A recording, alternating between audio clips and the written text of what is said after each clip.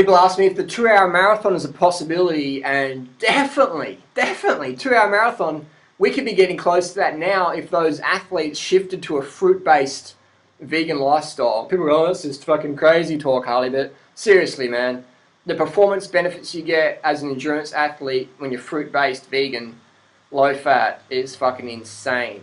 It's insane. When you got all these athletes starve themselves, the extra 200 grams and stuff, people on the fruit-based lifestyle, hemoglobin levels are going to go up, sodium retention is going to go down, everything's just going to work so much better. So if world-class runners started doing that now, we'd see the times drop more. With the current doping technology, I can't see the advances taking us to sub 2 hours anytime soon. But I think the dietary one will be the quickest reduction time. People say, hang on, did you say doping? The marathon runners don't dope. The 2-hour 3 marathoners don't dope. It's like, yes, they do, man. All the people, as world record marathoners don't dope. Are you serious? Are you serious?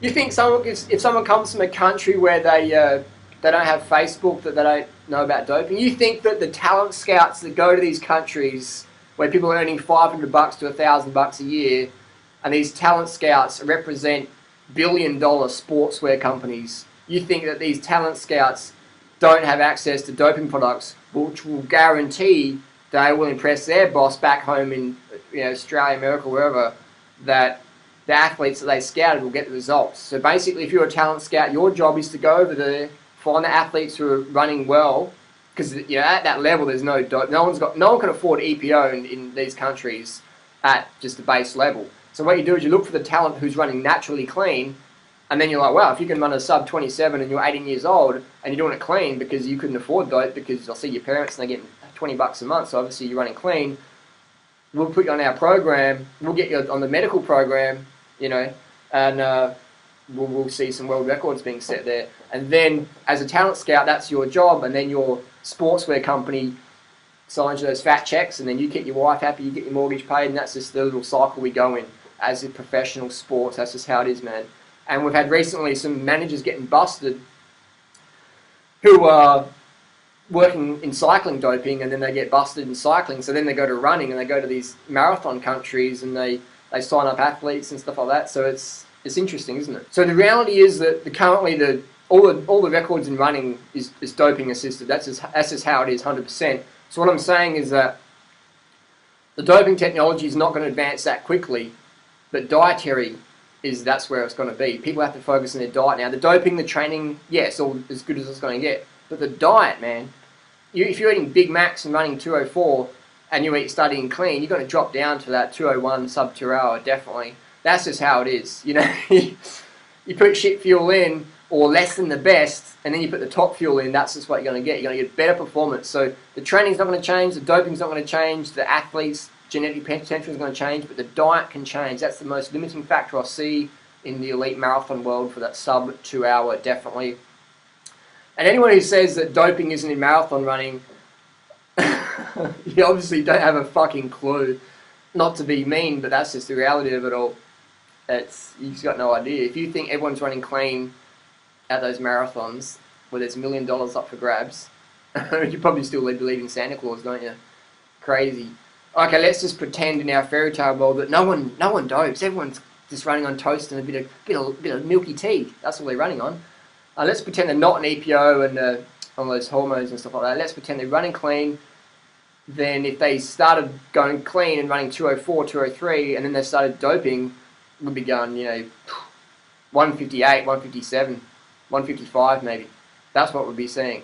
So anyone who says they don't dope, then we can do a 2 hour we can break 2 hours in the next month. And that will probably take 2 months for the EPO cycle to really start kicking in. So yeah, that's just the reality of it all. And for the record, this is a ripe banana, like that. This is not ripe yet. You eat that, it's going to be sitting in your gut like a brick. Look how easy that peels. And inside, perfect banana. That's what you're looking for. If you want to get in this 30 bananas a day gig, this one doesn't even bend. It's not ready. You eat this, you're going to be running with a brick in your gut. Try the fruit lifestyle for a week. Just eat nothing but fruits and vegetables for 1 week and see how much lighter you feel when you go for your morning run the next day. Just test it out. Test it out and you tell me. And I just laugh when people think, oh, no one dopes at that level. It's like, mate, our shoes are made in China for 50 by workers who earn $1 or $2 a day. That athletes in certain countries that are going to earn $500 to $800 a year working in those jobs, when they have the genetic possibility to get on the program, medical assistance program, and represent these billion-dollar sporting companies. That's just how it is. I'm not saying it's right. I'm not saying it's wrong. I'm just saying that's the business model that's working right now. No exceptions, because it's a battle between those sporting giants. You know, who's got the fastest athletes, who's got the bigger billboard, and anyone who says, oh, but they wouldn't use doping to ensure that athletic success, that would be against the rules now. You know, we won't do that.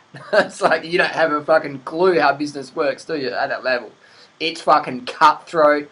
Those athletes dying of heart attacks at 17, who gives a fuck? You know, don't do an autopsy report because that'll probably expose it.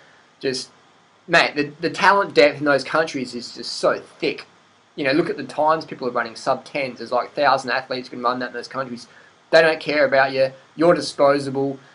Just, you get injured, fuck, shoot. It's like race horsing. They dope the horses up. They dope the greyhounds up. If they can't perform, they just shoot them. It's different with runners. They just cut your salary and send you back home. But, you know, but the reality is sort of a similar thing, isn't it? So it's cutthroat industry. I don't envy those athletes who have to run to feed themselves. That must fucking suck. Especially because you know that you got 1,000 people biting your heels that will want to take your job. So if you say, no, I don't want to dope because it might give me heart disease or prematurely kill me, they're like, cool, fuck off, see you later, we'll get someone else. We'll send a talent scout down. Yep, go down to the Rift Valley, get another one. this one's kaput, get another one. Bring 10, bring their cousins and brothers and sisters, get them on. That's just reality, man. 100%. 2-hour marathon, we could break it with a dietary change, because the doping technology isn't going to advance another 10 or 20 years to go that far, but dietary is a limiting factor. Post your questions, comments down below. That's just how it is. Peace.